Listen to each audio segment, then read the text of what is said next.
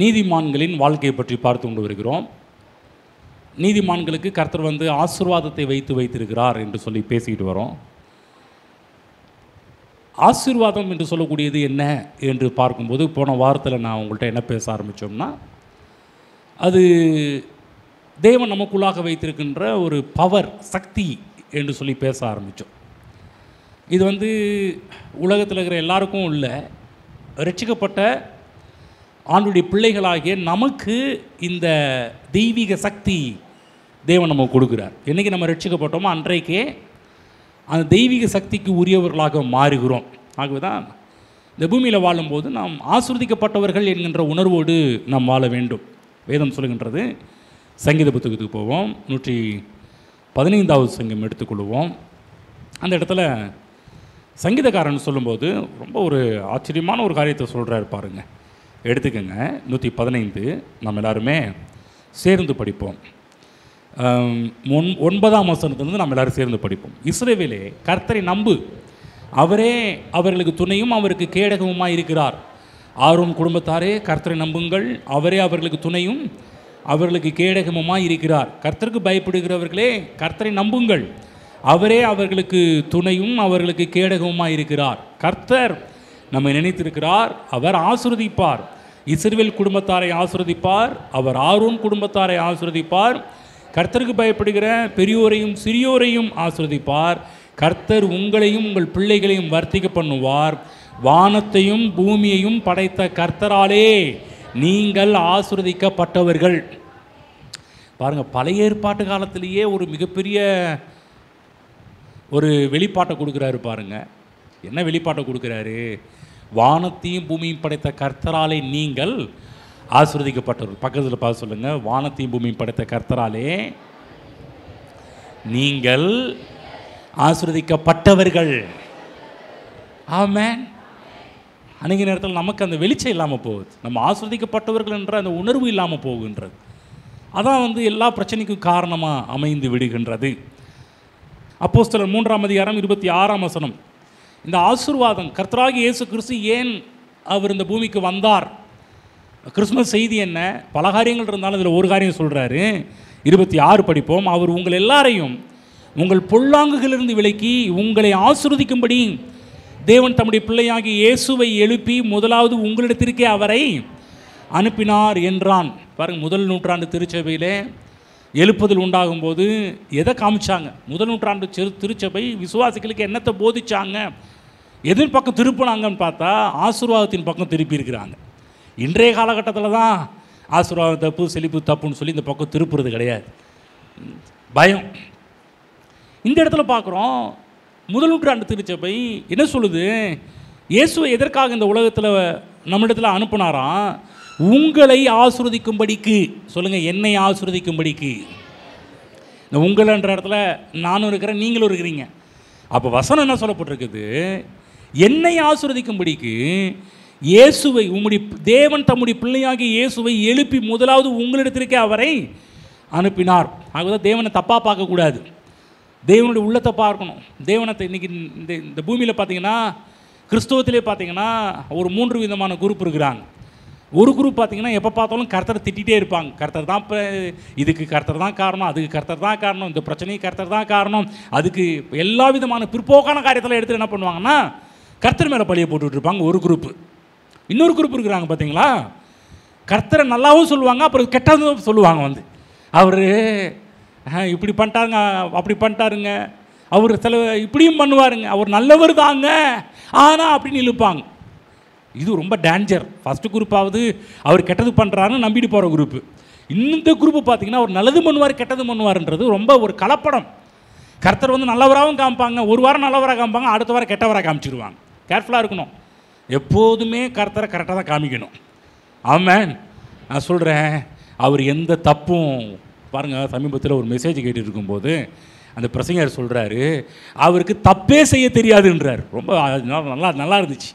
திரும்ப அந்த வார்த்தையை திரும்ப கேட்டுக்கிட்டு இருந்தேன்.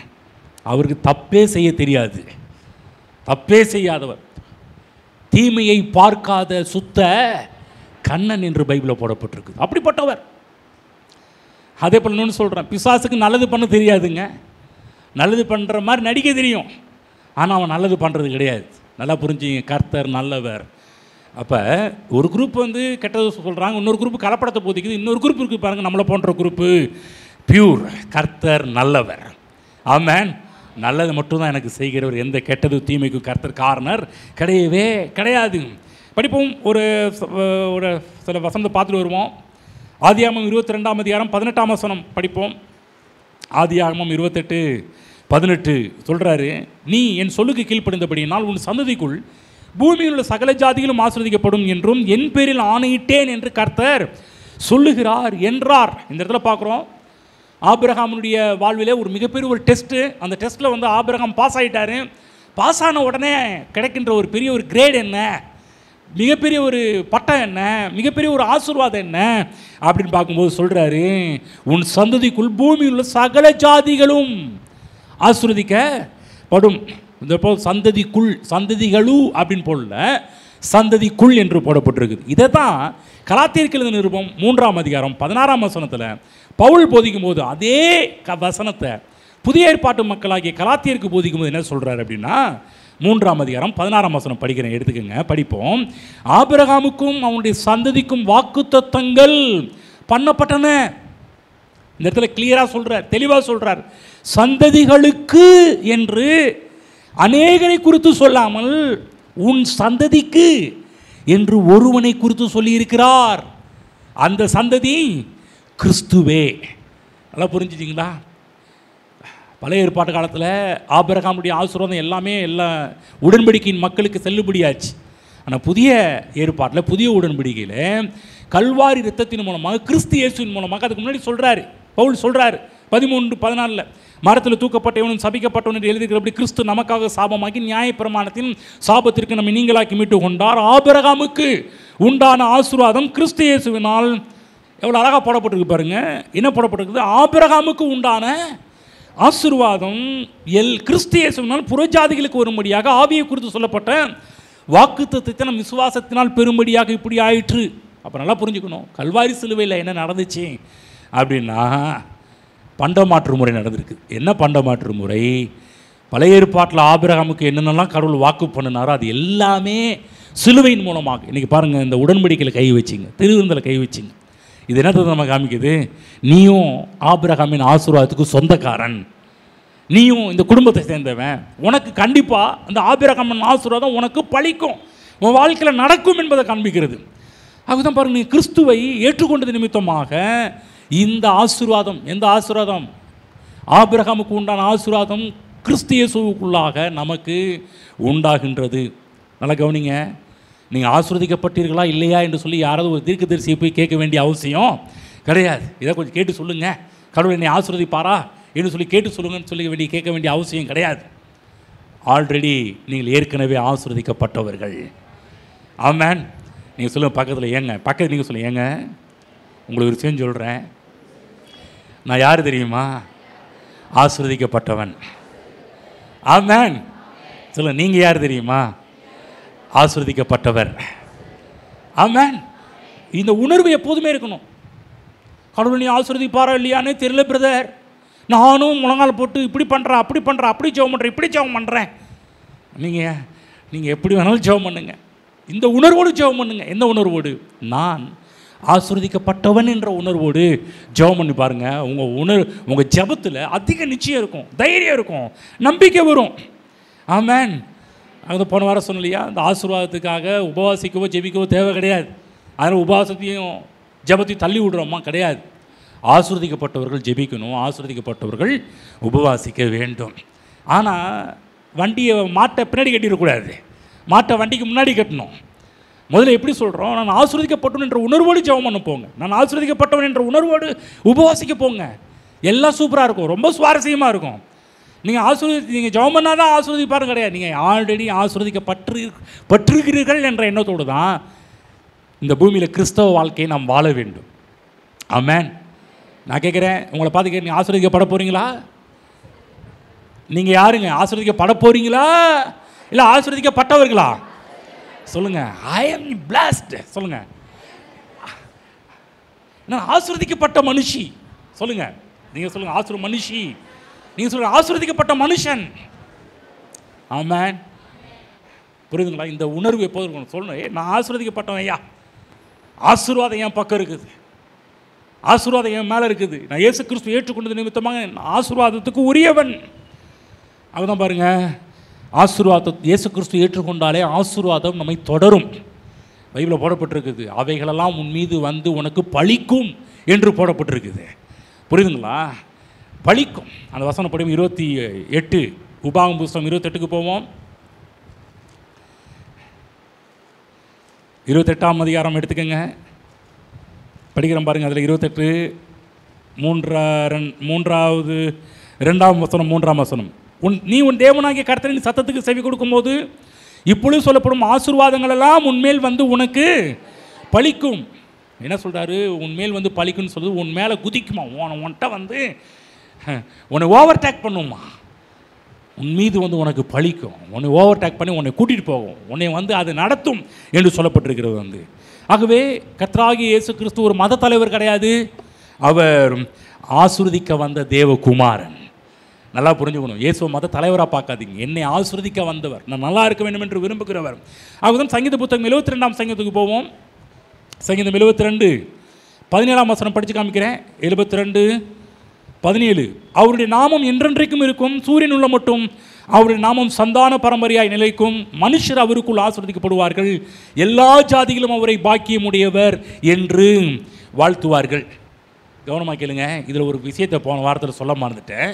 முந்தைய வசனத்தை படிக்கிறேன் பாருங்களேன், 15லேருந்து படிக்கிறேன். அவர் பிழைத்திருப்பார், ஷேபாவின் பொன் அவருக்கு கொடுக்கப்படும், அவர் நிமித்தம் இடைவிடாமல் ஜெபம் பண்ணப்படும், என்னாலும் ஸ்தோத்திரிக்கப்படுவார். 16 பூமியிலே மலைகளின் உச்சிகளில் ஒரு பிடி தானியம் விதைக்கப்பட்டிருக்கும், அதன் விளைவு லீபனோனை போல அசையும், பூமியின் புல்லை போல நகரத்தார் செழித்தோங்குவார்கள். பூமியின் புல்லை போல நகரத்தார். பாருங்க, இந்த புல் பார்த்தீங்கன்னா வயவன் அப்படி நீ கொஞ்சம் கண்டுக்காம விட்டா அது பாட்டுக்கா முளைச்சி அப்படியே நிற்கும் பாருங்க, நல்லா செழுமையாக இருக்கும், கொழுமையாக இருக்கும். நீங்கள் அதுக்கு ஒன்றும் பண்ண வேணாம், ஒன்றும் செய்ய வேணாம். அது போல் பாருங்கள், இது வந்து நம்முடைய வாழ்க்கையில் இருக்கிற பொருளாதார ஆசீர்வாதத்தை பற்றி பேசுகிறது. ஆனால் 17ஆம் வசனம் ஆவிக்குரிய ஆசீர்வாதம் எப்படி உண்டாகிறதா, மனுஷர் அவருக்குள் ஆசீர்வதிக்கப்படுவார்கள். அப்போ கிறிஸ்துவை ஏற்றுக்கொள்வதன் மூலமாக நமக்கு ஆவிக்குரிய ஆசீர்வாதம் இருக்கிறது, பொருளாதார ஆசீர்வாதமும் இருக்கிறது, சரீர பிரகாரமான ஆசீர்வாதமும் இருக்கின்றது. சில பேர்லாம் பாருங்கள், இல்லை ஆண்டவர் வந்து சரீர ஆசீர்வாதம் கொடுக்கல அப்படின்னுவாங்க. கிடையாது. நீங்கள் ஆசீர்வதிக்கப்பட்டவர்கள்னா எல்லா ஆசீர்வாதத்துக்கு உரியவர்கள். அதில் ஆவி ஆத்மா சரீரத்துக்குரிய எல்லா ஆசீர்வாதமும் அதில் போடப்பட்டிருக்குது. அதுதான் இதயத்தின் நிறைவினால் வாய் பேசுகின்றது பைபிளில் போடப்பட்டிருக்கு. இதயம் தேவனுடைய ஆசீர்வாதத்தில் நிரம்பி இருக்கும்போது உங்கள் வாயை அதை பேசும். நீங்கள் எப்போதும் பாருங்கள், நான் ஆசீர்வதிக்கப்பட்டனா இல்லையான்ற வெளிச்சமே இல்லைன்னு வச்சுக்கிங்களேன், நீங்கள் வந்து என்னமோ தெரியலைங்க, கடவுளுக்கு என் மேலே பிரியம் இல்லை போல், என்னமோ தெரியலைங்க, ஏதோ கொஞ்சம் சாபம் இருக்கிறது மேலே தெரியுதுங்க, என்னமோ தெரியலைங்க, யாரும் எனக்கு செய்வனை வச்சுருப்பான் போல் தெரியுதுங்க. அதாவது நீங்கள் ஆஸ்வதிக்கப்பட்டோன்ற உணர்வு இல்லைன்னா உலகத்தில் இருக்கிற ஒட்டுமொத்த பிற்போக்கான காரியமும் உங்கள் வாழ்க்கையில் தான் செயல்படுது என்பதை பேச ஆரம்பிச்சிடுவீங்க. கேர்ஃபுல்லாக இருக்கணும். நான் ஆசீர்வதிக்கப்பட்டவனை சொன்னலையா, இந்த பூமியில் எந்த பிசாசின் சக்தி எழும்பி உங்களை வந்து கெடுக்க நினைச்சாலும் முடியவே முடியாது. உங்கள் ஆசீர்வாதத்தை யாராலும் திருப்ப முடியாது. அப்படிப்பட்ட பவர் உங்கள்கிட்ட இருக்குது. சாதாரண ஆள் கிடையாதுங்க. நீங்கள் இந்த பூமியில் அசாதாரணமான காரியங்களை செய்யும்படி உருவாக்கப்பட்டிருக்கிறவர்கள். ஆகவேதான் உள்ளே உள்ள ஆசீர்வாதம் வெளியே இருக்கின்ற எல்லா சாபத்தை காட்டிலும் பெருசு, கோடி மடங்கு பெருசு. அவங்க வெளியே இருக்கின்ற பிற்போக்கான காரியத்தை குறித்து பயந்துட்டு இருக்காதீங்க. ஒருவேளை இவங்க ஏதாவது சொல்லிடுவாங்களோ, அவங்க ஏதாவது சொல்லிடுவாங்களோ, இவங்க சொன்னது தான் நடந்துகிட்டு இருக்குதோ, அவங்க சொன்னதை நடந்துகிட்டு இருக்குதோ, அப்படி ஃபீல் பண்ணாதீங்க. நான் ஆசீர்வதிக்கப்பட்டவன், என்ன யார் எது சொன்னாலும் அது எனக்கு பலிக்கவே பலிக்காது. ஆமென். சொல்லுறது உங்களுக்கு புரியுதுங்களா? உன்னை ஆசீர்வதிக்கிறவனை கர்த்தர் ஆசீர்வதிப்பேன் இருக்கிறார், உன்னை சபிக்கிறவனை கர்த்தர் சபிப்பேன் இருக்கிறார். அப்போ உங்களை யார் யாரெல்லாம் ஆசீர்வதிக்கிறாங்களோ அவங்க மேலே ஆசீர்வாதம் உண்டாக ஆரம்பிக்கும். நல்லா புரிஞ்சுக்கிங்க. உங்களை யாராவது சபிச்சாங்கன்னு நீங்கள் ஃபீல் பண்ணாதீங்க. ஏன் அப்படின்னா அந்த சாபம் அவங்களுக்கு ரிட்டர்ன் போயிடும். ஹலோ, யாரோ ஏதோ சொல்லியிருப்பாங்க போல், அதான் நீங்கள் எதுக்கு அப்படி நினச்சிக்கிறீங்க? இவங்க ஒரு இப்படி சொல்லியிருப்பாங்களோ, அவங்க இப்படி சொல்லியிருப்பாங்க, அதான் நான் இப்படி இருக்கிறேன், அதெல்லாம் நினைக்காதீங்க. பைபிளில் போடப்படும் உன்னை ஆசீர்வதிக்கிறவன் ஆசீர்வதிக்கப்படுவான், உன்னை சபிக்கிறவன் சபிக்கப்படுவான். ஹலோ, புரியுதுங்களா? பக்கத்தில் ஏதாவது சொல்லி அவங்களை ஆசீர்வதிங்க. நீங்கள் ஆசீர்வதிச்சீங்கன்னா அடுத்த ரிட்டன் உங்களுக்கு எவ்வளோ ஆசீர்வாதம் வேணுமோ அவ்வளோ ஆசீர்வாதம் உங்களுக்கு வேணும்னா பக்கத்தில் ப்ளஸ் பண்ணுங்க பார்க்கலாம். ஏன்னா அவங்க உடன்படிக்கையின் பிள்ளை. மற்றவங்கள ஏங்க உங்களுக்கு தான் மற்றவங்களுக்கு வேணவே வேணாமா? ஐயோ ஏங்க, ஒரு 2 வார்த்தையாக சொல்லி ப்ளஸ் பண்ணுங்க. நான் தேவனுடைய வார்த்தை சொல்லி ப்ளஸ், இயேசுவின் நாமத்தில் ஏதாவது ஒரு 2 வார்த்தை சொல்லி ப்ளஸ் பண்ணுங்க. பார்த்தீங்களா, அவங்களுக்கு புரிய மாட்டேனுது. என்ன புரிய மாட்டேனுதா? உன்னை ஆசீர்வதிக்கிறவன் ஆசீர்வதிக்கப்படுவான்னு புரிய மாட்டேனுது. ஏங்க நான் சொல்கிறது உங்களுக்கு புரியுதா புரியலையா? என்ன சொன்னப்ப நீங்களாம் யார்? நீங்கள் எல்லோரும் இங்கே உட்காந்துக்கலாம் யார்? நீங்கள் முதல்ல ஆண்டுடைய பிள்ளை தானே, நீங்கள் ரட்சிக்கப்பட்டிருக்கிறவங்க தானே. இப்போ நீங்கள் ஆபிரகாமின் உடன்படிக்கை, இயேசு கிறிஸ்து புதிய உடன்படிக்கைக்கு சொந்தக்காரங்க தானே. உங்களை இயேசு கிறிஸ்து மீட்டிருக்கிறார் தானே. அப்போ உங்களுக்கு ஆபிரகாமின் ஆசீர்வாதம் உங்களுக்கு உரியது தானே. ஆபிரகாமின் ஆசீர்வாதத்தில் ஒன்று என்ன? உன்னை ஆசீர்வதிக்கணும்னு ஆசீர்வதிப்பன்றிருக்கிறார்ல, சொல்லியிருக்கிறார்ல. ஆக பக்கத்தில் இருக்கவங்க யார்? உடன்படிக்கையின் பிள்ளை. இப்போ நீங்கள் அவங்கள ஆசீர்வதிச்சுங்க. நல்லா உங்களுக்கு என்ன வேணுமோ அது சொல்லி உங்களுக்கு என்ன வேணுமோ நல்லா கவர்மெண்ட், உங்களுக்கு என்ன வேணுமோ சிம்பிள் டெக்னிக் என்னென்னா, உங்களுக்கு என்ன வேணுமோ இன்னொருத்தவங்க அவங்க ரட்சிக்கப்பட்டவங்க ஆசீர்வதிங்க, அந்த ஆசீர்வாதம் உங்களுக்கு ரிட்டர்ன் வந்துடும். ஆமென். நீங்கள் பக்கத்தில் சொல்லி 2 வார்த்தையை சொல்லி ப்ளஸ் பண்ணுங்க பார்க்கலாம். திருமையினை பார்க்கக்கூடாது, அவங்கள பாருங்கள், பக்கத்தில் உள்ளவங்க பாருங்கள். ஒரு 2 வார்த்தையை சொல்லி அவங்கள ப்ளஸ் பண்ணுங்க. ப்ளஸ் பண்ணுங்க. நீங்கள் ஆசீர்வதிச்சிங்கன்னா அந்த ஆசீர்வாதம் உங்களுக்கு ரிட்டர்ன் வரும். எழுதியே வச்சுக்கோங்க. இன்றைக்கி நான் சொல்கிறேன், எழுதியே வச்சுக்கோங்க. இது எழுதி நீங்கள் என்ன ப்ளஸ், இன்னொன்று சொல்லுமா உண்மை, நீங்கள் இப்போ நீங்கள் 2 வார்த்தை சொல்லி ப்ளஸ் பண்ணுறீங்க பார்த்தீங்களா, நீங்கள் எழுதி வச்சிங்க. என்ன வார்த்தை சொல்லி ப்ளஸ் பண்ணுறீங்களோ அது விரைவில் உங்களை தேடி வர ஆரம்பிக்கும். 2 வார்த்தை நீங்கள் ப்ளஸ் பண்ண, அந்த வார்த்தை எழுதிட்டு ப்ளஸ் பண்ணுங்க பார்க்கலாம். எழுதியே வச்சு ப்ளஸ் பண்ணுங்க. ஏன்னா அது நடக்கும். உன்னை ஆசீர்வதிக்கணும்னு ஆசீர்வதிப்போம்னா நீங்கள் யார்? பக்கத்தில் ஆபிரகாமின் சந்ததி, கிறிஸ்துவின் உடன்படிக்கை, புதிய உடன்படிக்கைக்கு சொந்தக்காரர்கள்.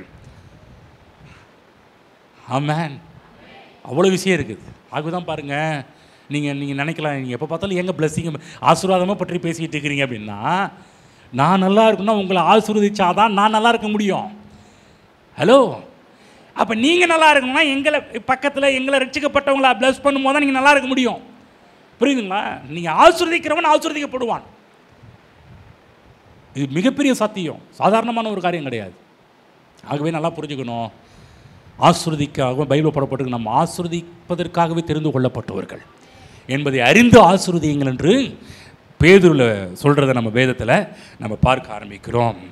ஆகவே நல்லா புரிஞ்சுக்கணும். நான் சொல்லும்போது சொன்னேன், நீங்கள் சபிக்கப்பட்ட பூமியில் நீங்கள் வேலைக்கு போனால் கூட இது இப்படிப்பட்ட இடங்க, இந்த இடத்துல நல்லதே வராது நீங்கள் சொல்லாதீங்க. நீங்கள் ஆசீர்வதிக்கப்பட்டவர்கள், நீங்கள் எங்கே போனாலும் ஆசீர்வாதம் அங்கேயும் போகும். ஏதாவது சாபமான இடம் இருக்குன்னு நீங்கள் நினைக்கிறீங்களா? நீங்கள் உங்கள் கால் வச்சிங்கன்னா அந்த சாபம் ஒன்றும் இல்லாமல் போயிடும். ஒன்றும் இல்லை, அன்றைக்கி கேரள் போகிறப்ப ஒருத்தர் சொன்னார், ஒன்றும் இல்லை ஃபஸ்ட்டு நீங்கள் உங்கள் கால் வச்சுட்டு போங்க, அந்த இடத்துல போய் கால் வச்சுட்டு வந்தீங்கன்னா அதுவே போதுங்க. அவங்க நம்புகிறாங்க பாருங்கள், விசுவாசி உங்கள் கால் வச்சா போதுங்க. அவங்களுக்கு தெரியுது, விசுவாசிக்கு தெரிய மாட்டேனுது. ஆமென். நான் சொல்கிறேன், நீங்கள்லாம் உடன்படிக்கையின் பிள்ளை, நீங்கள் இந்த இடத்துல கால் வச்சுட்டு இந்த இடம் நல்லா இருக்கும். நீங்கள் நினைக்கிறீங்களா இந்த இடம் ஏன் நல்லா இருக்குதுன்னு? இந்த இடம் ஏன் நல்லா இருக்குது, இந்த இடம் ஆசீர்வதிக்கப்படுதுன்னா உடன்படிக்கையின் பிள்ளைகளாக்கி நீங்கள் கால் வச்சுருக்கிறீங்க. சில பேர் ஊழியக்காரங்க கால் வச்சாதான் உங்கள் வீடு நல்லா இருக்குன்றீங்களே, விசுவாசிங்க நீங்கள் கால் வச்சாலும் இந்த இடம் நல்லா இருக்கும். ஏன்? எதனால்? நீங்கள் எல்லாரும் ஆசீர்வதிக்கப்பட்டவர்கள், உடன்படிக்கையின் பிள்ளைங்க. நாங்கள் உங்களை நம்புகிறோம், விசுவாசிக்கிறோம். ஏன்னா உடன்படிக்கையின் பிள்ளைங்க கால் வச்சாலும் அந்த இடம் ஆசீர்வாதமாக இருக்கும். ஆமென். புரியுதுங்களா? உங்களை துச்சமாக நினைக்காதீங்க, உங்களை அற்பமாக நினைக்காதீங்க. நான் போய் வரலாமாங்க? இல்லைங்க, நீங்கள் ஆசீர்வதிக்கப்பட்டவர்கள் எந்த இடத்துல போனாலும் அந்த இடம் ரொம்ப நல்லா இருக்கும். உடன்படிக்கையின் பிள்ளைகள், புதிய உடன்படிக்கைக்கு நீங்கள் சொந்தக்காரர்கள். இந்த ஏரியாவில் நீங்கள் இருக்கிறதுனால இந்த ஏரியா நல்லா இருக்கும். என்னங்க ஒரு ஆமீன் தோத்திரம் வரமாட்டேனுது. இதெல்லாம் சொல்ல வேண்டிய இடத்துல சொன்னோம்னா விசில்லாம் அடிப்பாங்க தெரியுங்களா? எவ்வளோ பெரிய ஒரு வார்த்தை தெரியுங்க, எவ்வளோ பெரிய காரியம் தெரியுங்களா? நீங்கள் ஆசீர்வதிக்கப்பட்டவர்கள் எந்த நேரம் விளங்கலாம். அந்த இடத்துல நீங்கள் போய் பாருங்கள், அந்த இடம் நல்லாயிருக்கும். திரும்ப சொல்கிறேன், இந்த இடத்துல இந்த ஏரியாவில் நீங்கள் வாழ்கிறதுனால இந்த ஏரியா நல்லா இருக்கும். பாருங்கள், நான் நிறைய வீடு மாற்றிட்டேன். ஆனால் நிறைய வீடு மாற்றும் போது பார்த்தீங்கன்னா ஒவ்வொரு இடத்துக்கு போகும்போது நான் போன பிற்பாடு அந்த ஏரியாவே டெவலப் ஆயிரும், நல்லா ஆயிரும். அந்த ஏரியா பக்கத்தில் சொல்லுவேன், நீங்கள் வந்த பிற்பாடு தாங்க நல்லா வருது, நீங்கள் வந்த பிற்பாடு தாங்க வருது. ஆமாம், ஆகவே நீங்கள் அடிக்கடி காலி பண்ணுங்கன்னு சொல்ல வரல. ஒரு தேவ திட்டத்தின் நாங்கள் நடத்தப்பட்டு ஒவ்வொரு இடத்துக்கு போகும்போதெல்லாம் அந்த இடத்த ஆசீர்வதிப்பதற்காகவே கர்த்தங்களை கொண்டு போவார் பாருங்க. ஏதாவது ஒரு இடத்துக்கு நீங்கள் போகிறீங்களா, விசுவாசிகளே, தேவனுடைய பிள்ளைகளே, ஆசீர்வதிக்கப்பட்டவர்களே, உடன்படிக்கையின் பிள்ளைகளே, நான் சொல்கிறேன், நீங்கள் எங்கெங்கெல்லாம் போகிறீங்களோ அங்கெல்லாம் அந்த இடம் ஆசீர்வதிக்கப்படுவதற்காகவே கர்த்தர் அந்த இடத்துக்கு உங்களை அனுப்புகிறார். நீங்கள் வந்து ஃபீல் பண்ணாதீங்க, தேவ நோக்கம் இல்லாமல் அந்த இடத்துக்கு போகிறேன்னு நினைக்காதீங்க. எந்த இடத்துக்கு உங்களை அனுப்புகிறாரோ அந்த இடம் ஆசீர்வதிக்கப்பட்ட இடமாக மாறும். ஏன்னா உங்கள் வரவுக்காக எல்லா இடங்களும் காத்து கொண்டிருக்கிறது, நீங்கள் வருவீர்கள் என்று. ஆமென். புரியுதுங்களா? ஒருவேளை குடும்பத்தில் சாபமாக இருக்கலாம். இந்த நம்ம ஊரில் சொல்லவே வேணும், அந்த குடும்பத்தில் சாபம், இந்த குடும்பத்தில் சாபம்னு சொல்லி தான் இருப்பாங்க. ஆனால் எந்தெந்த குடும்பத்தில் தான் எங்களை உடனே பாஸ்டர் நீங்கள் வாங்கன்னு கூப்பிட வேணாம், நீங்களே போங்க. ஏன் நீங்கள் போங்கன்ற? நீங்கள் உடன்படிக்கையின் பிள்ளை, ஆபிரகாமுடைய ஆசீர்வாதத்துக்கு சொந்தக்காரர்கள், இயேசு கிறிஸ்துவனுடைய குடும்பத்தை சேர்ந்தவங்க. ஆமென். ஆசீர்வதிக்கப்பட்டவர்கள். நீங்கள் எந்த ஒரு சாபமான இடத்துக்கு போனாலும் அந்த வீடு ஆசீர்வாதமான வீடாக விளங்கும். நீங்கள் நினைக்கிறீங்களா? நீங்கள் இப்போ நாங்களாம் பாருங்கள், நீங்கள் ஆரம்பத்தில் இங்கே சர்ச்சுக்கு வரும்போது உங்கள் வீட்டுக்கெலாம் கூப்பிடுவீங்க, நாங்கள் வருவோம். நாங்கள் வரதுனால உங்கள் வீடு நல்லா ஆயிரும். பார்த்துருக்கீங்களா? எதனால்? ஆசீர்வதிக்கப்பட்டவர்கள் உங்கள் வீட்டில் கால் எடுத்துக்கும் போது உங்கள் வீடே ஆசீர்வாதமாக மாறிடுச்சு. இப்போ நீங்கள் இப்போ அந்த ஆசீர்வாதத்தை பெற்று நீங்கள் இப்போ எங்கெங்கெல்லாம் போகிறீங்களோ அந்த இடமெல்லாம் ஆசீர்வதிக்கப்படும். அந்த உணர்வு இருக்கணும். புரியுதுங்களா? எங்கேயாவது வந்து உங்களை வேணான்னு சொன்னாங்கன்னா உடனே ஃபீல் பண்ணாதீங்க, ஏன் ஆசீர்வாதத்தை வாங்குறதுக்கு அவங்களுக்கு கொடுப்பானே இல்லைப்பா. பக்கம் சொல்லுங்க, கொடுப்பானே இல்லை. ஆமென். புரியுதுங்களா? யாரும் உங்களை வேணான்றாங்களா? நீங்கள் வர வேணான்றாங்களா? ஒன்றும் நல்லா புரிஞ்சுக்கிங்க. சொல்கிறாங்களா, ஐ மிஸ் யூ பாஸ்டர் அப்படின்வாங்கல்ல, உங்களை மிஸ் பண்ணிட்டேன் அப்படின்ற மாதிரி நான் சொல்கிறேன். உங்கள் மூலமாக கிடைக்கின்ற அநேக ஆசீர்வாதத்தையும் அநேகர் மிஸ் பண்ணிக்கிட்டு தான் இருக்கிறார்கள். உங்களை யார் யாரெல்லாம் ஏற்றுக்கொள்கிறார்களோ அந்த இடத்துல அவங்களுக்கு ஆசீர்வாதம் உங்கள் மூலமாக அங்கு செல்ல ஆரம்பிக்கும். ஆமென். புரியுதுங்களா? நீங்கள் ஆசீர்வதிக்கப்பட்டவர்கள். நீங்கள் இந்த ஆசீர்வாதத்தை பார்த்தீங்கன்னா வாயை திறந்து நீங்கள் பேசணும். இந்த உணர்வு இருக்கணும். நான் ஆசீர்வதிக்கப்பட்டவன், நான் கைட்டு செய்கின்ற எல்லா காரியத்தையும் கர்த்தர் ஆசீர்வதிக்கிறார், நான் செய்வது எல்லாம் வாய்க்கும், நான் காரிய சுத்தி இல்லவன். இந்த மாதிரி தேவனுடைய ஆசீர்வதிக்கப்பட்டவர்கள் தேவனுடைய வார்த்தை பேசும்போது அது எல்லாம் வெளியே வர ஆரம்பிக்கும். எப்படி டேமில் தண்ணி நிறையா இருக்குது, திறந்து விட்டால் தான் தண்ணி வெளியே போகும். நீங்கள் உங்கள் டேமில் நிறைய வார்த்தைகள் இருக்குது, நீங்கள் திறந்து பேசுங்க, வாயை திறந்து பேசுங்க. இப்படி ஆகும், அப்படி தேவனுடைய வார்த்தையை வச்சு சொல்லுங்கள், இந்த வார்த்தையின்படி எனக்கு இப்படி நடக்கும், இந்த வார்த்தையின்படி அப்படி நடக்கும்னு சொல்லுங்கள். நான் சொல்கிறேன், அந்த வார்த்தைகள் அப்படியே உங்கள் வாழ்க்கையில் பலிக்க ஆரம்பிக்கும். நீங்கள் வாயை திறந்து கர்த்தருடைய வார்த்தையை எடுத்து உங்கள் வாயில் பேசாவிட்டால் அது எல்லா இடமும் வறட்சியாக தான் இருக்கும். நீங்கள் பேசணும். சும்மா கால் வைக்கிறது மட்டும் இல்லை பாருங்கள், கால் வச்சு ஏதாவது சில வார்த்தையை பேசிட்டு வாங்க. ஆமென்.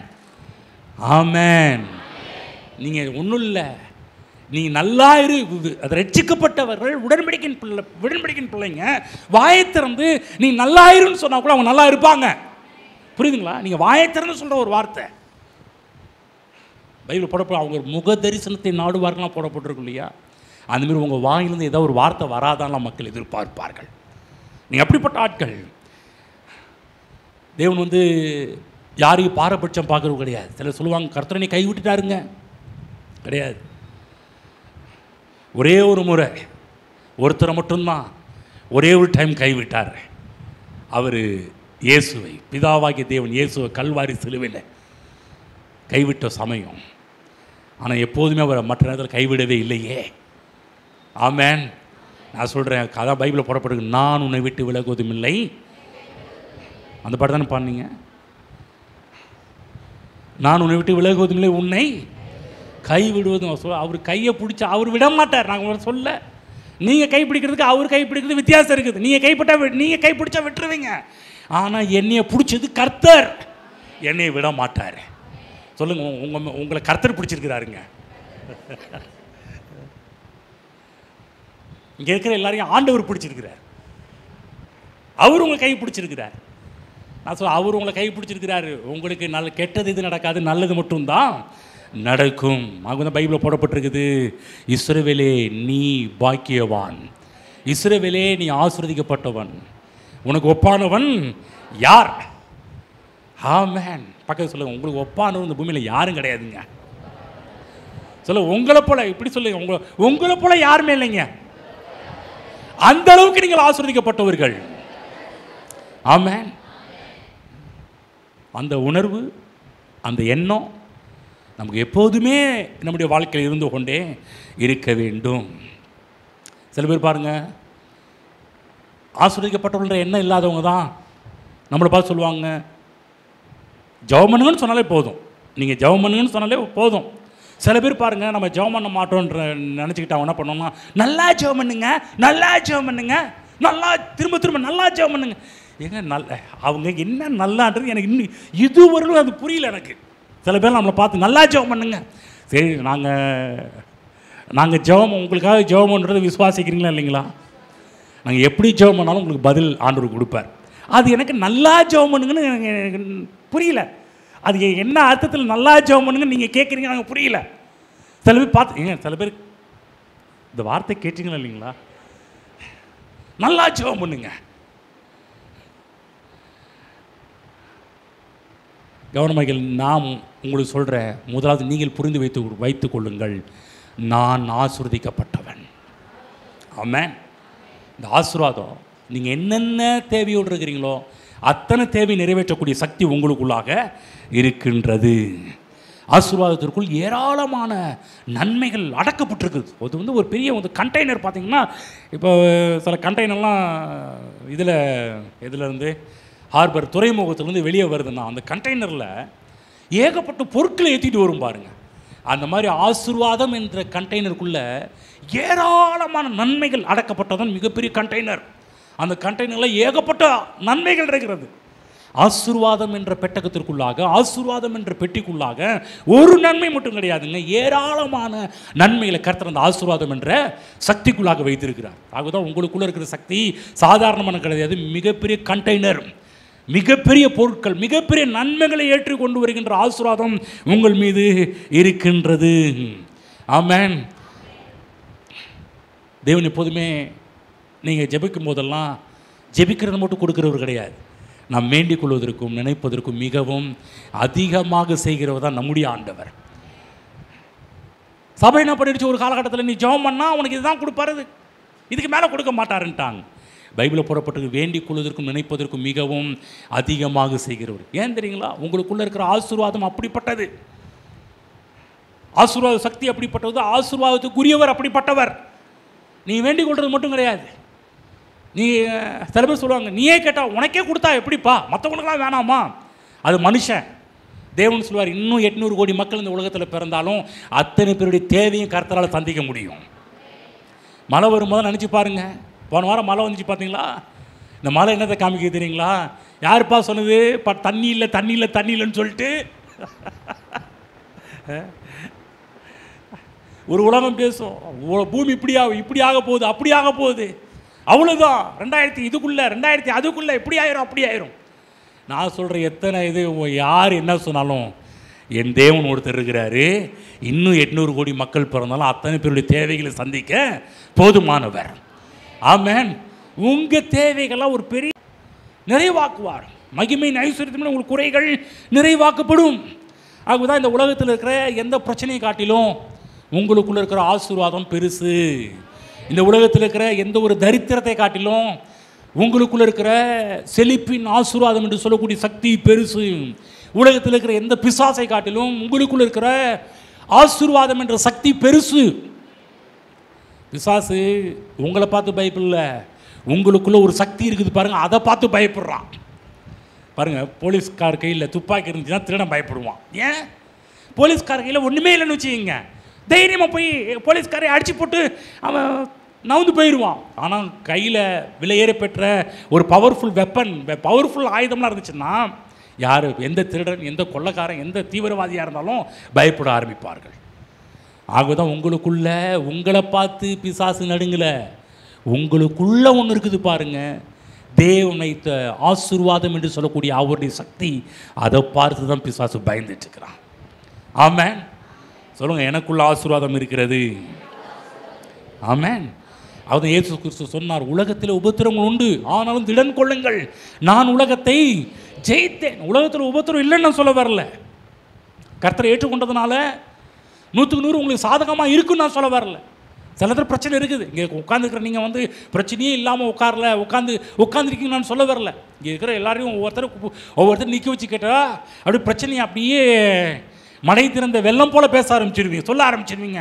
ஐயா அப்படிங்கய்யா, இப்படிங்கய்யா, அதாச்சுங்கய்யா, இதாச்சுங்கய்யா, அப்படி போச்சுங்க, இப்படி போச்சுங்கய்யா சொல்லுவீங்களா? சொல்ல மாட்டீங்களா? யாரை கேட்டாலும் இங்கே இருக்கிற எல்லாரையும் கேட்டாலும் பிரச்சனைகள் இருக்குது சொல்லுவீங்க. இந்த பிரச்சனை அந்த பிரச்சனை. நான் சொல்கிறேன், இந்த உலகத்தில் சாபம் என்ற ஒரு சக்தி இருக்கிறதுனால இந்த உலகத்தில் நிறைய விதமான இந்த பிற்போக்கான காரியங்கள் நிறைய இருக்குது. நீங்கள் சொல்கிற எல்லாமே இந்த உலகத்தில் செயல்பட்டு கொண்டிருக்கிறது. ஆனால் ஒன்று நிச்சயம், இந்த உலகத்தில் சாபசக்தி செயல்பட்டாலும் சாபசக்தியை காட்டிலும் எனக்குள்ள இருக்கிற ஆசீர்வாதம் சக்தி இந்த உலகத்தில் இருக்கிற ஒட்டுமொத்த சாபசக்தியை காட்டிலும் பெருசு. புரியுதுங்களா? இந்த உலகத்தில் எத்தனை மந்திரவாதிகளை கொண்டு வந்து இந்த இடத்துல நமக்கு விரோதமாக சூனியமான நினைச்சாலும் நான் சொல்கிறேன், உங்கள் ஒரு ஆள் நிப்பாட்டி வச்சு உங்களுக்குள்ளே இருக்கிற சக்தியும் 1000 பேர் பூசாரி மந்திரவாதி பண்ணுறான் பாருங்க. நல்லா கவனமாக கேளுங்க. 1000 மந்திரவாதி உங்களை ஒரு ஆள் நிற்க வச்சு உங்களுக்கு விரோதமாக ஏதாவது பண்ணணும்னு நினச்சா கூட நல்லா புரிஞ்சுங்க, அந்த 1000 பேருக்குள்ளே இருக்கிற சக்தியை காட்டிலும் உங்களுக்குள்ளே இருக்கிற ஆசீர்வாதம் என்ற சக்தி அது பெருசு. அந்த 1000 பேர் எழும்பி உங்களுக்கு ஏதாவது செய்ய நினைச்சாலும் நான் சொல்கிறேன், உங்களை ஒன்றும் செய்யவே செய்யாது. நீங்கள் பயந்தால் ஒழிய, நீங்கள் பயந்தீங்கன்னா ஐயோ 1000 பேரா எனக்கு விரோதமாவா, நீங்கள் பயந்தீங்கன்னா பயந்த காரியம் எனக்கு அப்படியே நேர்ந்துச்சுன்னு சொல்லுவீங்க. எதை பார்த்தும் பயப்படாதீங்க. அதை மந்திரவாதி தொட்டானான்றவர் சொல்லுவார். அவர் ரட்சிக்கப்பட்ட பிற்பாடு மந்திரம் அவருக்கு பண்ணும்போது அவர் எடுத்து ஜூஸ் போட்டு குடிச்சிட்டு போனான்னு சொல்கிறாரு. உங்களுக்கு விரோதமாக எலுமிச்சை மலை சுற்றி போடுறாங்களா? கவலைப்படாதீங்க. ஜூஸ் போடுறதுக்கு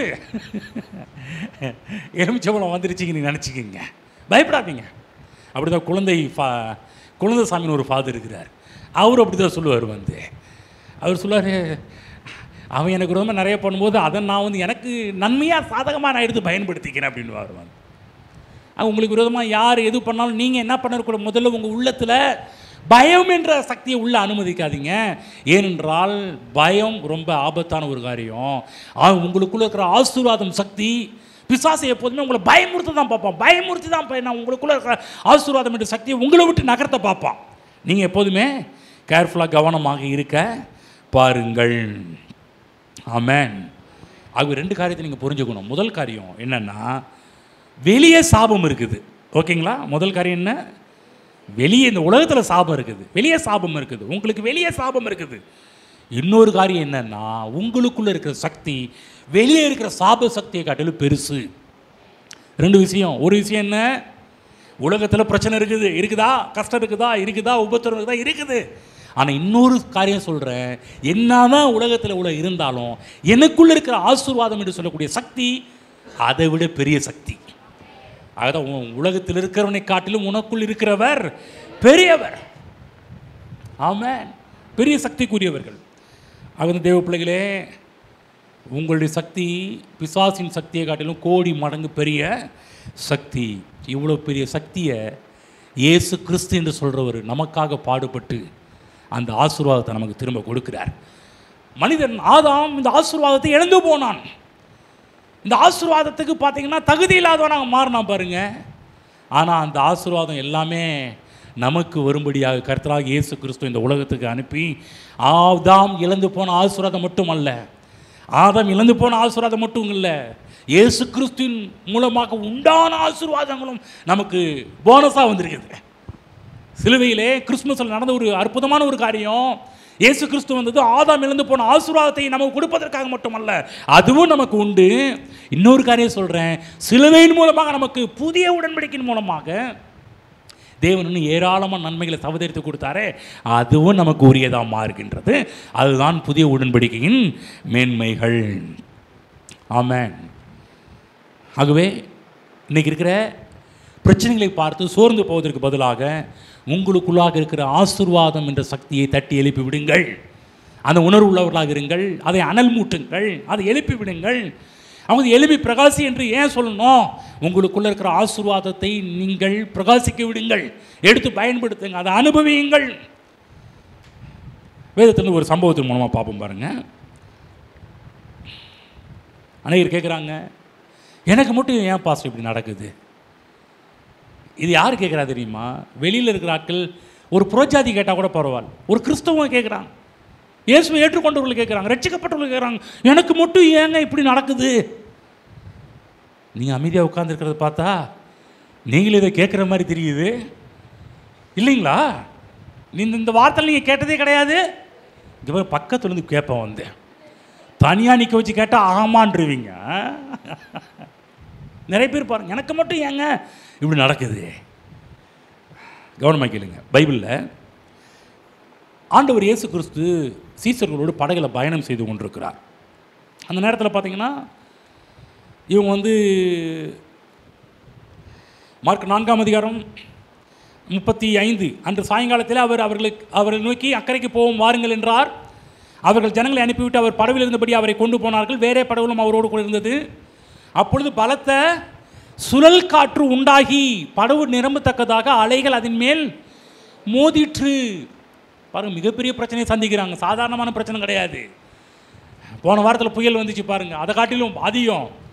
பலத்த சுழல் காற்று உண்டாகி, சுழல் காற்றுனா கவனமாக கேளுங்க, நீங்கள் நினைக்கிற மாதிரிலாம் கிடையாது, பயங்கரமானது இது. கப்பலின் பின்னணியத்தில் அவர் தலையணையை வைத்து நித்திரையாக இருந்தார். அவர்கள் அவரை நோக்கி, போதகரே, நாங்கள் மடிந்து போகிறது உமக்கு கவலை இல்லையா? கவனமாக கேளுங்க, இந்த படகுல ஆண்டவர் இயேசுவும் கூட இருக்கிறார். புயல் வீசியது, நம்ம எதை செய்யணுமோ அதை செய்யணும். இவங்க என்ன பண்ணாங்கன்னா, அந்த இடத்துல பார்க்குறோம், அவங்க வந்து ஒரு இடத்துல பார்க்குறோம் தண்ணியெல்லாம் எடுத்து வெளியே ஊற்றுனாங்கன்னு ஒரு இடத்துல இன்னொரு இன்னொரு இடத்துல பார்த்தீங்கன்னா எடுத்து தண்ணியெல்லாம் எடுத்து வெளியே ஊற்றிட்டு இருக்கிறாங்க. இதே சம்பவம் இடத்துல சொல்லும்போது இவங்க வந்து ஒரு பக்கெட் ஊற்றினா 10 பக்கெட் உள்ளே வருது. அந்த அளவுக்கு தண்ணி உள்ளே வர ஆரம்பிக்குது பாருங்க. கவனமாக கேளுங்க, இந்த இடத்துல சாத்தான் வந்து விளையாடுறதுக்கு வரல, சீரியஸாக வரான். நம்முடைய வாழ்க்கையில் கூட உங்கள் வாழ்க்கையில் சாத்தான் விளையாடுறான் கிடையாது, சீரியஸாக அவன் உங்கள் வாழ்க்கையில் என்ட்ரு ஆகிறான். நம்ம தான் சீரியஸாக இல்லை. சில பிரச்சனைகள் கஷ்டங்கள் வரும்போது நம்ம சீரியஸ் ஆகணும், நம்ம வந்து அதை எதிர்க்கணும். நம்ம வந்து என்ன பண்ணணும், நம்ம பிசாசோடு விளையாண்டுடக்கூடாது. இவன் இப்படி தான் பண்ணுவான், அப்படி தான் பண்ணுவான்னு சொல்லி அப்படி கிடையாது. பாருங்கள், நான் சொல்கிறேன் பாருங்கள், இவன் நல்ல வேலைக்கு சாக போகிறதுக்கு முன்னாடி இயேசு எழுப்பி விடுறான் பாருங்கள். ஆனால் இயேசு கிறிஸ்து கேட்குறாரு, அவர்கள் நோக்கி ஏன் பயப்பட்டீர்கள், ஏன் உங்களுக்கு விசுவாசம் இல்லாமல் போயிட்டு என்றார். ஏன் விசுவாசம் இல்லாமல் போய், ஏன்பா நான் எழுந்து நின்று காற்றை பார்த்து இறையாதே அமைதலாயிரும் நான் சொன்னேன்ல, நான் சொல்கிறது போல நீ ஏன் சொன்னால் கூட நடந்திருக்குமே இந்த காரியம். அன்றைக்கி நேரத்தில் பாருங்கள், நம்ம வந்து விசுவாசம் இல்லாமலே போயிடுறோம். என்ன விசுவாசம்? எனக்குள் ஆசீர்வாதம் இருக்கிறது என்கின்ற விசுவாசம் இல்லாமலே வாழ்ந்துட்டுருக்குறோம். இந்த உலகத்தின் காரியத்தை கேட்டு வாழ்ந்துட்டுருக்குறோம். ஒருவேளை என் வாழ்க்கையில் இது இருக்குமோ, அது இருக்குமோ, அந்த பிரச்சனை இருக்குமோ, இந்த பிரச்சனை இருக்குமோ என்று நம்ம வாழ்ந்துகிட்டு இருக்கிறோம். நல்லா கவனமாக கேளுங்க, உங்களுக்குள்ளே பெரியவர் ஒருத்தர் இருக்கிறாரு. எல்லா பிரச்சனையும் வெளியேற்றக்கூடிய சக்தி உங்களுக்குள்ளே இருக்கிறது. பெரியவர் இருக்கிறனால பெரியவருடைய சக்தியாகிய ஆசீர்வாதம் என்ற சக்தி உங்களுக்குள்ளே இருக்குது. இந்த உலகத்தில் எவ்வளோ புயல் காற்று எழுப்பினாலும் உங்களை ஒன்றும் செய்யாது. பயப்படாதீங்க, அவிசுவாசத்தோடு இருக்காதீங்க, விசுவாசத்தை எழுப்பி விடுங்க, சும்மா இருக்காதீங்க. ஒவ்வொரு பிரச்சனையை பார்த்து பயந்துட்டு முதல்ல நம்ம செய்ய பயப்படாதீங்க. தேவனுடைய வார்த்தையை கொண்டு அந்த பிரச்சனைகளை வெளியே அகற்ற பாருங்கள். ஆமென். ஆக நல்லா புரிஞ்சுக்கணும், இன்றைக்கி மக்களுடைய தேவை என்னென்னா, என்ன தேவை? கிறிஸ்து தேவை. நான் கிறிஸ்து இயேசுவுக்குள்ளாக இருக்கிறேன், கிறிஸ்து இயேசுவுக்குள்ளாக நான் இருப்பதனால் நான் ஆசீர்வதிக்கப்பட்டவன். ஆமென். நல்லா புரிஞ்சுக்கங்க, நம்முடைய கெட்டிக்காரத்தனம் நம்மளை முன்னுக்கு கொண்டு வரல, நம்முடைய பிரசங்கமோ நம்முடைய பாடலோ முன்னுக்கு கொண்டு வரல. நம்ம எதை மேன்மைப்படுத்த வேண்டும்? கிறிஸ்துவை மேன்மைப்படுத்த வேண்டும். ஏனென்றால் கிறிஸ்து இயேசுவின் மூலமாக நாம் ஆசீர்வதிக்கப்பட்டவர்களாக இருக்கின்றோம். நமக்குள்ளே இருக்கிற திறமையை நம்ம வெளியே காமிக்கக்கூடாது. எனக்கு இவ்வளோ இருக்குது, அவ்வளோ இருக்குது, அதனால தான் நான் நல்லா இருக்கிறேன் அப்படி சொல்லக்கூடாது. நான் சொல்கிறேன், உங்களுக்குள்ளே இருக்கின்ற இயேசு கிறிஸ்து ஒருத்தர் இருக்கிறாரு, அவர் மூலமாக உங்களுக்குள்ள ஆசீர்வாதம் என்ற சக்தி உங்களுக்குள்ளே இருக்குது. நல்லா புரிஞ்சுக்கணும், அது நீங்கள் மேன்மை பாராட்ட வேண்டும். ஆமென். பைபிளில் யோவான் ஸ்நானன்னு ஒருத்தர் இருக்கிறார். அவர் பழைய ஏற்பாட்டு பைபிளில் போட பழைய ஏற்பாட்டு தீர்க்கதரிசிகள்லேயே பெரிய தீர்க்கதரிசி என்று பெயர் பெற்றவர் நம்ம யோவான் ஸ்நானன். அவர் சொல்கிறாரு, அவர் சொன்ன ஒரு வார்த்தை பார்த்தீங்கன்னா இன்றைக்கி நிறைய பேர் அந்த வார்த்தையை பயன்படுத்துவாங்க. என்ன வார்த்தை பயன்படுத்துவாங்க? இப்போ யோவான் சொன்னார், நான் சிறுகவும் நீர் பெருகவும் வேண்டும். நல்லது, நல்ல தப்பான ஒரு காரியம் கிடையாது. நல்ல ஒரு வார்த்தை, தாழ்மைக்கு ஒரு அழகான ஒரு வார்த்தை. என்னன்னா, நான் சிறுகவும் நீர் பெருகவும் வேண்டும் என்பது நல்ல ஒரு அருமையான வார்த்தை தானே, நல்ல ஒரு வார்த்தை. கவனமாக கேளுங்க. ஆனால் பவுல் என்ன சொல்கிறாருன்னா, அதை கூட பேச விரும்பலை. நான் சிறுகணும் என்ற ஒரு வார்த்தை கூட பேச விரும்பலை. பாருங்க, அவர் சொல்லிட்டாரு, இனி நான் அல்ல, கிறிஸ்துவே எனக்குள் வாழ்கிறார். இவர் அந்த சின்னதை கூட கொண்டு வரல. நான் சிறுகவும், அது என்ன நான் சிறுகவும், அதை கூட பவுல் கொண்டு வராமல் அவர் ஒரே வார்த்தையில் சொல்லிட்டாரு, இனி நானே இல்லைப்பா, எனக்குள் கிறிஸ்துவே வாழ்கிறார்.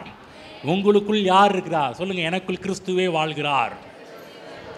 சொல்லுங்க, எனக்குள் கிறிஸ்து வாழ்ந்து கொண்டிருக்கிறார். ஆமென். நல்லா புரிஞ்சுக்கிறோம். தான் நமக்கு பேர் கிறிஸ்தவர்கள். ஏன் கிறிஸ்தவர்கள் பேர் வந்துச்சுங்க? உங்களுக்குள்ள வாழ்றது கிறிஸ்து. ஆமென். கிறிஸ்து எங்கெங்கெல்லாம் இருக்கிறாரோ அங்கெல்லாம் ஆசீர்வாதம் இருக்கும். புரியுதுங்களா? இயேசு கிறிஸ்து சாபமானவர் கிடையாது. இயேசு கிறிஸ்து சாபத்துக்குரியவர் கிடையாது. இயேசு கிறிஸ்து ஆசீர்வாதத்துக்குரியவர். அப்போ இயேசு உங்களுக்குள்ள இருப்பார் என்றால் ஆசீர்வாதமும் உங்களுக்குள்ள தான் இருக்குது. ஆகவே நல்லா புரிஞ்சுக்கணும், எப்போதுமே இந்த ஆசீர்வாதம் மற்றவர்களுக்கு செல்ல வேண்டும் என்று ஆசைப்படணும். புரியுதுங்களா? நீங்கள் ஆசீர்வதிக்கப்பட்டது மட்டுமல்லாமல் இந்த ஆசீர்வாதத்தை எல்லாருக்கும் கொண்டு செல்ல வேண்டும் என்பது தேவனுடைய நோக்கமும் திட்டமுமாக இருக்கிறது. இந்த ஆசீர்வாதத்தை ஏன் கொடுத்தார்? எதற்காக கொடுத்தார்? நீங்கள் நல்லா வாழ்கிறதா? எஸ், நீங்கள் நல்லா இருக்கணும். நீங்கள் நல்லா இருக்கிறதுக்காக மட்டும் இந்த ஆசீர்வாதம் கிடையாதுங்க. நல்லா புரிஞ்சுக்கிங்க. நீங்கள் ஆசீர்வதிக்கப்பட்டு அநேகரை ஆசீர்வதிக்கப்பட வேண்டும் என்பதற்காக தான், மற்றவர்களை ஆசீர்வதிக்க வேண்டும் என்பதற்காக தான் கர்த்தர் உங்கள் மேலே அந்த ஆசீர்வாத சக்தியை வச்சிருக்கிறார். நல்லா புரிஞ்சுக்கிங்க. ஆசீர்வாத சக்தி உங்களுக்கு மட்டும் கிடையாது. நிறைய பேர் என்னை ஆசீர்வதியும் நல்லது. நீங்கள் ஏற்கனவே ஆசீர்வதிக்கப்பட்டவர்களா? என்னை ஆசீர்வதின்னு சொன்னால் நீங்கள் ஆசீர்வதிக்கப்பட்டவர்கள் தான். ஆனால் நல்லா புரிஞ்சுக்கிங்க, உங்களுக்குள்ளே இருக்கிற ஆசீர்வாதம் உங்களை சுற்றி வெளியே போக வேண்டும். ஆமென். புரியுதுங்களா? நீங்கள் எங்கே போய் ஜெபம் பண்ணுறீங்களோ அந்த இடத்துல ஹீல் ஆகணும், சுகம் ஆகணும். ஆமென். நீங்கள் யாராவது வியாதியோடு இருக்கிறீங்களா? யாராவது எனிபடிஸ் யாராவது வியாதியாக இருக்கிறீங்களா? யாராவது வியாதியாக இருக்கிறீங்களா? ஒன்றும் இல்லை, பக்கத்தில் ஜெபம் பண்ண சொல்ல போகிறேன். பக்கத்தில் அவங்க ஆசீர்வாதத்தை அவங்க மேலே கடத்த போகிறாங்க. எத்தனை யாராவது வியாதியாக இருக்கிறீங்களா? பாருங்கள், சகோதரி சொல்கிறாங்க, சிஸ்டர் அவங்க மேலே இயேசுவின் நாமத்தில் நீங்கள் சுகம் அடைவீர்களான்னு சொல்லுங்கள். வார்த்தை வேற, நீரே இயேசுவின் தழும்புகளால் நீங்கள் சுகமாவீர்களாக. ஒன்றும் இல்லை, நல்லா கவனமாக கேட்கணும். இந்த மாதிரி தான் நீங்கள் உங்களுடைய ஆசீர்வாதத்தை யாரெல்லாம் பலவீனமாக இருக்கிறாங்களோ அவர்கள் மத்தியில் உங்களை ஆசீர்வாதத்தை கொண்டு போங்க. ஆமென். உங்களுக்கு சொல்லுது புரியுதுங்களா? எவன் எக்கேடு கட்டு போனால் என்ன, எவன் கஷ்டப்பட்டால் எனக்கு என்ன, அப்படி கிடையாது. நான் சொல்கிறேன், உங்களுடைய ஆசீர்வாதத்தை அவர்கள் மீது கொண்டு போங்க. பல பேர் பல காரியத்தெல்லாம் பண்ணிகிட்டு இருக்கிறீங்க. ஆமென். யாராவது உங்கள் வீட்டுக்கு வந்தால் ஜெபம் பண்ணுறீங்களா? ஹலோ, யாராவது ஜெபம் பண்ணுறீங்க? எங்களை கூப்பிட்றீங்களா? நான் சொல்கிறேன், நீங்கள் ஆசீர்வதிக்கப்பட்டவர்கள். நீங்கள் ஜெபம் பண்ணால் அவங்களுக்கு நடக்கும். பயப்படாதீங்க. ஐயோ, நான் பண்ண அந்த ஆவி என்னை தாக்கிடும். பயந்தா தாக்கும். எந்த ஆவியே அதை விட எனக்குள்ளே இருக்கிற சக்தி பெருசு. ஆமென். புரியுதுங்களா? பயப்படுவீங்களா? பயப்படாதீங்க. நான் ஆசீர்வதிக்கப்பட்டவன் என்ற உணர்வு ஒவ்வொரு நாளும் அது பேச பேச பேச உங்களுக்குள் தைரியம், உங்களுக்குள் நிச்சயம், உங்களுக்குள் விசுவாசம் ஒவ்வொரு நாளும் அதிகமாகி கொண்டே இருக்கும். எதை பார்த்து பயப்படாதீங்க. உங்களை நோக்கி யார் யாரெல்லாம் ஜெபம் பண்ணுன்னு சொல்கிறாங்களோ உடனே அவங்களுக்காக ஜெபம் பண்ணுங்க. புரியுதா? பக்கத்து சொல்லுங்கள், உடனே ஜெபம் பண்ணுங்க. ஏன்னா என்கிட்ட யாராவது சொன்னாங்கன்னா உடனே மனசுக்குள்ளே அவங்களுக்காக ஜெபம் பண்ண ஆரம்பிச்சிடுவேன். ஏன் அப்படின்னா 2-3 தடவை நான் இதனால் பாதிக்கப்பட்டிருக்கிறேன். ஒரு முறை ஜெபம் பண்ண சொல்லி நான் ஜெபம் பண்ணதுனால ஒருத்தர் இறந்தே போயிட்டார். அதுலேருந்து எச்சரிப்பு கவனமாக ரொம்ப ஷார்ப்பாகிட்டேன். ஆண்டவர் என்றைக்காவது ஆண்டவர் உள்ள ஒன்று தான் உடனே ஜெபம் பண்ண ஆரம்பிக்கிறது. அதே போல் தான் பாருங்கள், யாருக்காவது ஜெபம் பண்ணுங்கன்னு சொன்னால் கூட அவங்களுக்காக உடனே ஜெபம் பண்ணுங்க. ஹலோ, ஜெபம் பண்ணுவீங்களா? இதுவரை யாராவது ஜெபம் பண்ண ஆரம்பிக்காது. இனிமேலாவது உங்களை துவக்கி உங்கள் வீட்டில் உள்ளவங்க முதல்ல ஜெபம் பண்ணுன்னு சொல்லுவாங்க. வாய்ப்பை பிடிச்சிங்க, டபக்குன்னு பிடிச்சிங்க, உடனே ஜெபம் பண்ண ஆரம்பிச்சிடுங்க. உங்கள் வீட்டில் உள்ளவங்க கேட்குறாங்களா ஜெபம் பண்ணுங்கன்னு? என்ன உங்களுக்கு கேட்குறதே இல்லையா? கேட்குறாங்களே. கேட்ட உடனே நீங்கள் என்ன பண்ணணும்? உடனே உடனே உடனே ஜெபம், உடனே கை பிடிச்சி, இல்லை ஜெபம் பண்ணி கையை நீட்டியாவது கையை ரொம்ப கணவன் மனைவியாக இருந்தால் கை பிடிச்சி ஜெபம் பண்ணுங்க. மற்ற ஆள்னா கையை உயர்த்தி கையை நீட்டி இப்படி நீட்டி அவங்களுக்காக ஜெபம் பண்ணுங்க. முடிஞ்சால் தைரியம் இருந்தால் அவங்க மேலே கை வச்சு கூட ஜெபம் பண்ணுங்க. என்னங்க இப்படி சொல்கிறீங்க? அவங்க பிசாசு எங்கள் மேலே ஒட்டிக்கிச்சுன்னா பயமுறுத்தி வச்சுருக்காங்க ஊழியக்காரங்க. நீ யார் மேலே தலை மேலே கை வச்சுன்னா அந்த பிசாசு உனக்கு ஒட்டிக்கும். அதே பயத்தோடு போய் கை வச்சிங்கன்னா ஒட்டிக்க தான் செய்யும். புரியுதுங்களா? பைபிளில் எனக்கு ஒரு வசனம் பிடிக்கும். கர்த்தர் சொல்லியிருக்கிறாரு, வியாதியஸ்தர்கள் மேல் கைகளை வைப்பார்கள், அப்பொழுது அவர்கள் சொஸ்தமாவார்கள். ஆண்டவர் சொல்லியிருக்கிறார், நீ போய் கை வைப்பா. நீ கையை வச்சியன்னா அந்த பிசாசு உடனே பிடிக்காது. புரியுதா உங்களுக்கு? நான் அவர்கள் வியாதியஸ்தர்கள் மேல் கைகளை வைப்பார்கள். கை வைக்கும் போது எனக்கு டவுட்டு, நம்ம ஜெபம் பண்ணால் சுகமாகுமா சுகமாகாதா, நடக்குமா நடக்காதா? இல்லை, நீங்கள் ஜெபம் பண்ணு, வியாதியஸ்தர்கள் மேல் கைகளை வைப்பார்கள், அப்பொழுது அவர்கள். ஏன் தெரியுங்களா? உங்களுக்குள்ள இருக்கிற பவர் அப்படி, சக்தி அப்படிப்பட்டது. ஆமென். அதனால புரிஞ்சுக்கணும், ஜெபம் பண்ணுங்க, உங்கள் ஆசீர்வாதத்தை கொண்டு செல்லுங்கள். உங்கள் ஆசீர்வாதத்தை உங்கள் வீட்டில் ஆரம்பிங்க.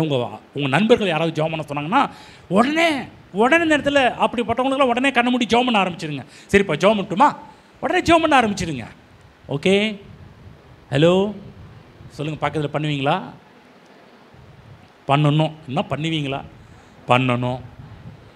ஓகே, நீங்கள் என்றைக்கு பண்ணுறீங்களோ உங்களுக்குள்ளே இருக்கிற ஆசீர்வாதம் அவங்கள்ட்ட கடந்து போகுது பார்ப்பீங்க.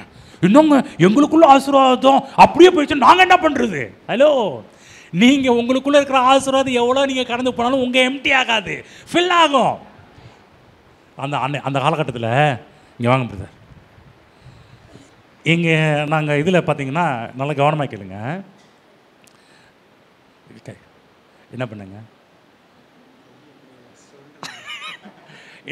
இது பார்த்துருக்கீங்களா? சில பேர் இது இப்படி பண்ணால் பிளெஸ்ஸிங்கிறது போயிடுதான் வந்து. பார்த்துருக்கீங்களா? கவனிச்சிருக்கீங்களா? சில பேர் நான் ரசிக்கப்பட்ட புதுசில் சில பேர் கை கொடுத்தா இப்படி இப்படின்னுவாங்க. எனக்கு ரொம்ப நாள் புரியவே இல்லை. போய் பார்த்தீங்க, எனக்கு ரொம்ப நாள் புரியவே இல்லை. அவங்க இப்படி பிடிச்சி இப்படி பண்ணால் ஏதோ அவங்கள்ட்ட இருக்கிற ஆசீர்வாதத்தில் அப்படி சுண்டி எடுத்துட்டல அப்படின்வாங்க.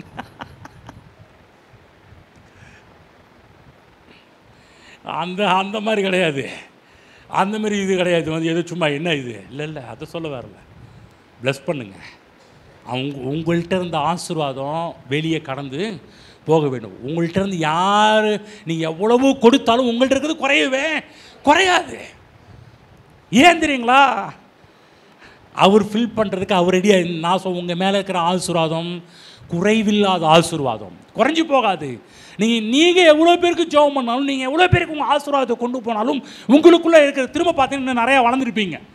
இன்னும் நிறையா வளர்ந்துருப்பீங்க, நிறையா ஆசீர்வதிக்கப்பட்டிருப்பீங்க. ஆமென். புரியுதுங்களா? அதுதான் பாருங்கள், எங்கெங்கெல்லாம் கிறிஸ்து உயர்த்தப்படுகிறாரோ அங்கெல்லாம் ஆசீர்வாதம் மக்களுக்குள் கடந்து போகின்றது. கிறிஸ்துவை உயர்த்துங்கள். ஒவ்வொருவரும் இந்த ஆசீர்வாதத்துக்கு சொந்தக்காரராக மாற்றுங்க. உங்கள் வீட்டில் யாராவது இயேசு கிறிஸ்து ஏற்றுக்கொள்ளாத ஆள் இருந்தாங்கன்னா முதல்ல இயேசு கிறிஸ்து ஏற்றுக்கொள்வதற்கு வழிவாசல்களை அவங்க ரெடி பண்ணி கொடுங்க. யார் ஒருத்தர் இயேசு கிறிஸ்து ஏற்றுக்கொள்கிறார்களோ அவர்கள் இந்த தெய்வீக சக்திக்கு உடையவர்களாக மாறுகிறார்கள். நீங்கள் மட்டும் சக்தி பெற்றவர்கள் அல்ல, உங்களோடு கூட இருக்கிறவர்கள் சக்தி பெற்றவர்களாக மாற்றுங்கள். நிறைய பேர் நான் நல்லா இருந்தால் போதும். இல்லை, நீ ஆயத்தப்படும், உன்னோடு கூட அநேகரை ஆயத்தப்படுத்து என்பதுதான் பிதாவின் நோக்கம், திட்டமாக இருக்கிறது. நம்ம நல்லா இருந்தால் மட்டும் போதாதுங்க. நீ ரட்சிக்கப்பட்டவர்களுக்குள்ளாக சுயநலம் நிறையா இருக்குது. நம்ம நல்லா இருந்தால் மட்டும் போதும், நம்ம நல்லா இருந்தால் மட்டும் போதும், அது கிடையாது. உன்னோடு கூட அநேகரை நல்லா ஆக்குங்க. ஆமென். புரியுதுங்களா? இன்றைக்கு இந்த ஆசீர்வாதத்தை வெளியே கொண்டு போகிறீங்கன்னு நான் சொல்கிறேன், இன்னும் நிறையா உங்களுக்கு கொடுக்கப்படும். கொடுங்கள், அப்பொழுது உங்களுக்கு கொடுக்கப்படும். இந்த ஆசீர்வாதத்தை மக்களுக்கு கொடுத்தா கூட உங்களுக்கு கொடுக்கப்படும். உங்களுக்கு எப்படி வரும்? அமுக்கி குலுக்கி சரிந்து விடும்படியாய் வரும். ஆசீர்வாதத்தை உங்களுக்குள்ளே வச்சுக்காதீங்க, ஆசீர்வாதத்தை வெளியே கொண்டு போங்க.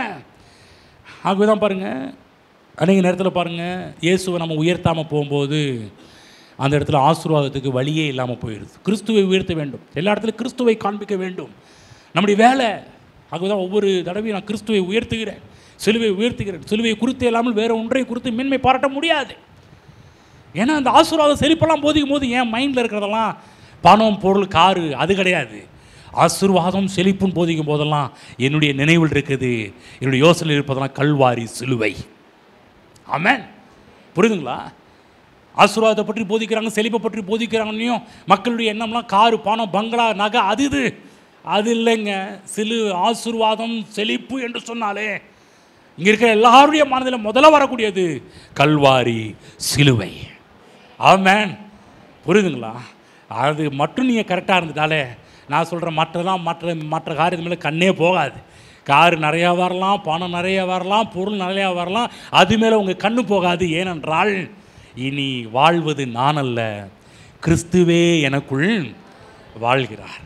ஆகதான் அப்படிப்பட்ட எண்ணமுடைய பவுல் தான் அவர் சொல்கிறாரு, எல்லாவற்றையும் நஷ்டம் என்று விட்ட குப்பையுமா சொல்கிறாரு. அதெல்லாம் எனக்கு ஒன்றும் பெரிய மேட்டர் கிடையாதுங்க, கிறிஸ்துவை அறிகிற அறிவின் மேன்மைக்காகன்ட்டார் வந்து.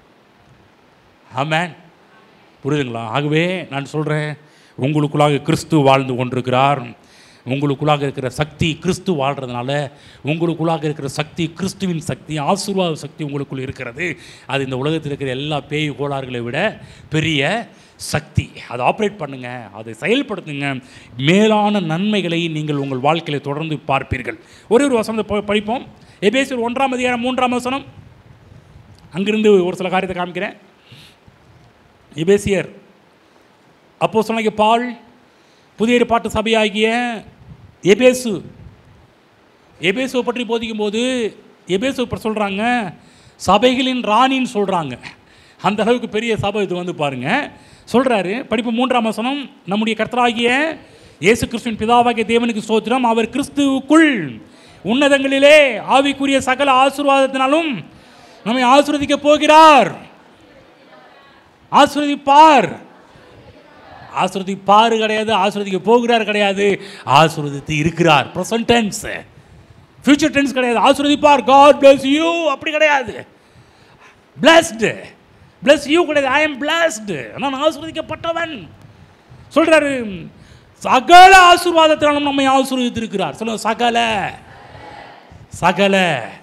எங்க சகல அந்த சகல கிடையாது. என்னங்க சகல எப்படி இருக்கிற அந்த சகல கிடையாது, இந்த சகல ஆள் சகல. சொல்லுங்க, சகல ஆசீர்வாதத்தினாலும் நம்மை ஆசீர்வதித்து இருக்கிறார். ஆமென். புரியுதுங்களா? பவுலுக்கு ஒரு பெரிய வெளிச்சம் இருந்துச்சு.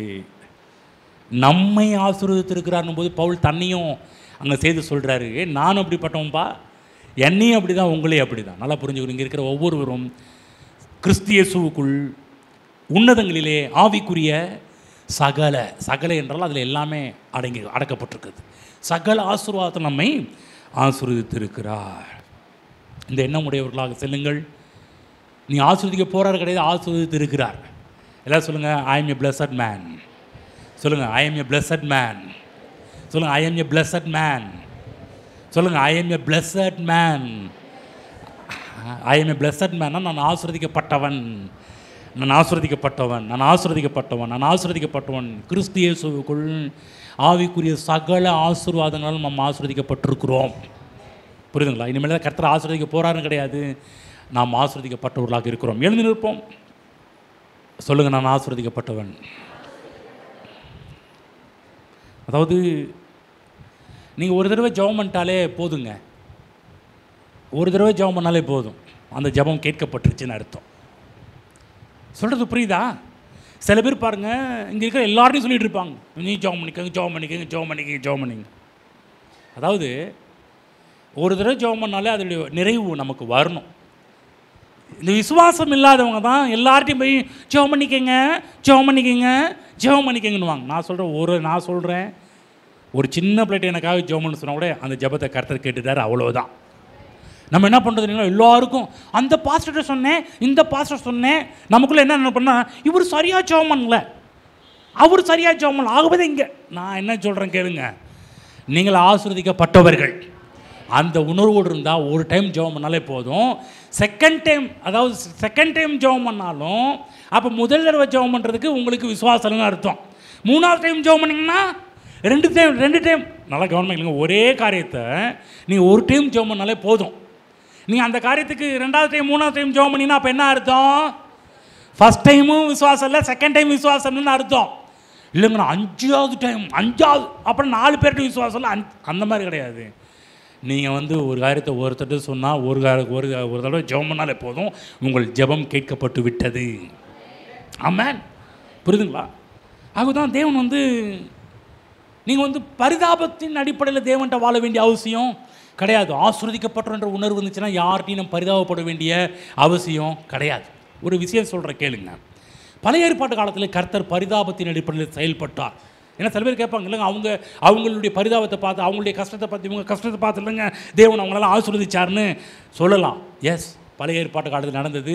பலருடைய பரிதாபத்தை பார்த்தெல்லாம் இயேசு கிறிஸ்து தேவன் அவர்களை ஆசீர்வதித்தார். இன்றைக்கு பரிதாபத்தின் அடிப்படையில் கர்த்தர் நமக்கு உதவி செய்வது கிடையாது. என்னன்னா, கல்வாரி சிலுவை நிமித்தமாக கர்த்தர் நமக்கு உதவி செய்கிறார். புரியுதுங்களா? ஆகவே நம்ம பரிதாபத்தை எதிர்க்கிறோம். நம்ம பரிதாபப்பட வேண்டிய அவசியம் கிடையாது. நம்முடைய ஆசீர்வாதம் கல்வாரி சிலுவையிலிருந்து வருகிறது. சிலுவையை உயர்த்துங்கள், நீங்கள் ஆசீர்வதிக்கப்பட்டவர்களாக நீங்கள் மாறுவீர்கள்.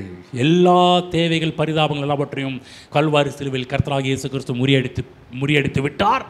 இனிமேல் நீங்கள் எங்கேயுமே பரிதாபப்பட வேண்டிய அவசியம் கிடையாது. மூஞ்சி தொங்க போட்டுருக்க வேண்டிய அவசியம் கிடையாது. ப்ளீஸ் அப்படின்னு கெஞ்ச வேண்டிய அவசியமும் கிடையாது. நீங்கள் ஆசீர்வதிக்கப்பட்டவர்கள் தெரிஞ்சால் நீங்கள் யார்கிட்டையும் போய் கெஞ்ச மாட்டீங்க. ஏனென்றால் ஆசீர்வதிக்கப்பட்டவங்க என்ன தெரியுங்களா? நீங்கள் ஒரு மேக்னெட் போல காந்தம்.